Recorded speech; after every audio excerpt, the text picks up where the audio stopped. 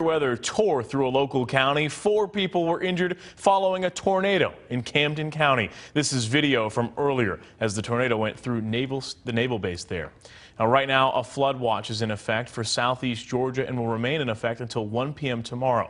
Good evening. I'm Russell COLBURN. And I'm Bridget Matter. Many of those roads have flooded with nearly 8 to 10 inches of rain in the last 36 hours. Tonight, we have team coverage in Camden County where the tornado touched down, plus storms lingering in local counties until Tuesday. First, we begin here with Action News Jax First Alert meteorologist Garrett Biedenbaugh and the Action News Jax First Alert Weather Center. Yeah, we were on the air on Fox 30 for that tornado warning while it was on the ground. Here with meteorologist Corey Sima, you can see right now First Alert Doppler HD is tracking some heavy downpours in interior sections of southeast Georgia, stretching up north of the viewing area into McIntosh County, north of you in Glenn County. As we head down, this is where that tornado touched down near Kings Bay, headed across the water there into the Cumberland Island area before exiting off into the Atlantic. We were tracking debris lofted into the atmosphere about 10,000 feet using First Alert Doppler HD. So it was definitely an impressive tornado, especially for this part of the country here today. And we'll show you that video again coming up here in about 15 minutes or so. There's that flood watch in effect through the overnight and into the early afternoon for tomorrow. We'll be monitoring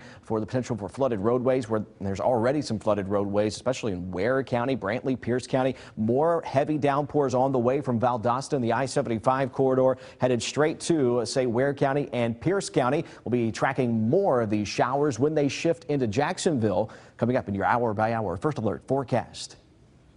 We continue our weather team coverage in Camden County, where 4 people are recovering from injuries following a tornado. Action News Jax Ryan Nelson is live at Kings Bay Naval Submarine Base. Ryan, you spoke with a commander on the base who tells you 2 of those people injured were sailors. And Russell, I also spoke to family and friends of people who have acquaintances here at the Naval Submarine Base, and they tell me they never imagined a tornado would touch down here, and they're glad no one was seriously injured.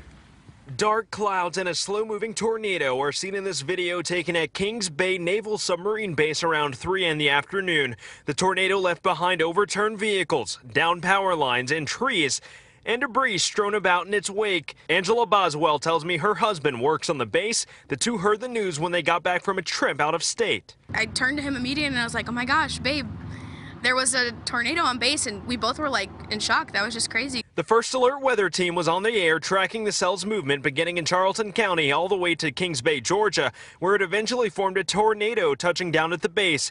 Kings Bay spokesperson Scott Bassett tells me 4 people were injured, including 2 sailors on a patrol boat and 2 fishermen on the Site 6 pier. The pier's in the southeast corner of the base. Commander Chester Park says 2 people sustained lacerations and 2 others suffered minor leg injuries. My husband does work there, so it is a little concerning. I would have been devastated if something happened. Kings Bay officials tell me Camden County Fire and Rescue offered additional support by sending first responders to the scene. Tonight, they tell me those injured in the storm are home after being treated for their injuries at local health facilities. And many in Kings Bay tell me that they're praying those injured have a speedy recovery. Reporting here in Kings Bay, Ryan Nelson, CBS 47, Action News Jax.